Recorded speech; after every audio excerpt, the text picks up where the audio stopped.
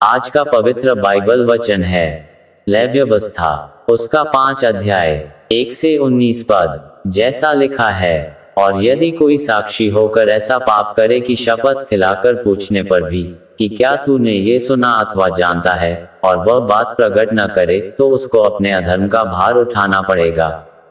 और यदि कोई किसी अशुद्ध वस्तु को अज्ञानता से छू ले, तो चाहे वह अशुद्ध बनेले पशु की, चाहे अशुद्ध रेंगने वाले जीव जंतु की लोथ हो, तो वह अशुद्ध होकर दोषी ठहरेगा।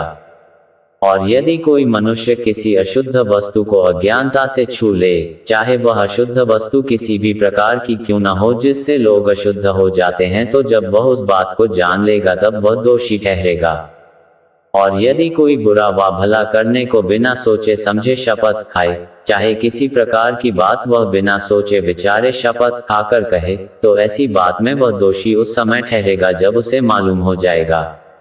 और जब वह इन बातों में से किसी भी बात में दोषी हो, तब जिस विषय में उसने पाप किया हो वह उसको मान ले, और वह यहोवा के सामने अपना दोष भी ले आए, अर्थात उस पाप के कारण वह एक भेड़ व बकरी पाप बलि करने के लिए ले आए, तब याजक उस पाप के विषय उसके लिए प्रायश्चित करे।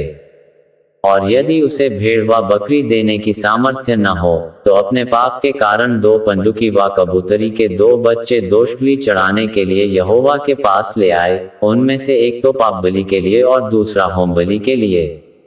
और वह उनको याजक के पास ले आए, और याजक पाप बलि वाले को पहले चढ़ाए, और उसका सिर गले से मरोड़ डाले, पर अलग न करे, और वह पापबलि पशु के लोहू में से कुछ वेदी की अलंग पर छिड़के, और जो लोहू शेष रहे वह वेदी के पाए पर गिराया जाए, वह तो पाप बलि ठहरेगा। और दूसरे पक्षी को वह विधि के अनुसार होम बलि करे, और याजक उसके पाप का प्रायश्चित करे, और तब वह क्षमा किया जाएगा। और यदि वह 2 पंडुकी व कबूतरी के 2 बच्चे भी न दे सके, तो वह अपने पाप के कारण अपना चढ़ावा एपा का 10वां भाग मैदा पाप बलि करके ले आए, उस पर न तो वह तेल डाले और न लोबान रखे, क्योंकि वह पाप बलि होगा। वह उसको याजक के पास ले जाए, और याजक उसमें से अपनी मुट्ठी भर स्मरण दिलाने वाला भाग जानकर वेदी पर यहोवा के हवनों के ऊपर जलाए, वह तो पाप बलि ठहरेगा। और इन बातों में से किसी भी बात के विषय में जो कोई पाप करे, याजक उसका प्रायश्चित करे, और तब वह पाप क्षमा किया जाएगा।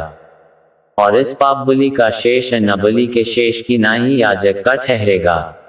फिर यहोवा ने मूसा से कहा, यदि कोई यहोवा की पवित्र की हुई वस्तुओं के विषय में भूल से विश्वासघात करे और पापी ठहरे, तो वह यहोवा के पास एक निर्दोष मेढ़ा दोष बलि के लिए ले आए, उसका दाम पवित्र स्थान के शेकेल के अनुसार उतने ही शेकेल रुपए का हो जितना याजक ठहराए।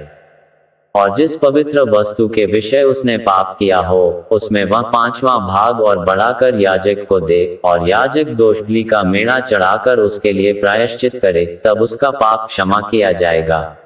और यदि कोई ऐसा पाप करे कि उन कामों में से जिन्हें यहोवा ने मना किया है किसी काम को करे, तो चाहे वह उसके अनजाने में हुआ हो, तो भी वह दोषी ठहरेगा, और उसको अपने अधर्म का भार उठाना पड़ेगा। इसलिए वह एक निर्दोष मेढ़ा दोष बलि करके याजक के पास ले आए, वह उतने दाम का हो जितना याजक ठहराए, और याजक उसके लिए उसकी उस भूल का जो उसने अनजाने में की हो प्रायश्चित करे, और वह क्षमा किया जाएगा। ये दोष बलि ठहरे, क्योंकि वह मनुष्य निसंदेह यहोवा के सम्मुख दोषी ठहरेगा। यहाँ तक इस वचन के द्वारा प्रभु यीशु आपको बहुतायत से आशीष दे। आमीन।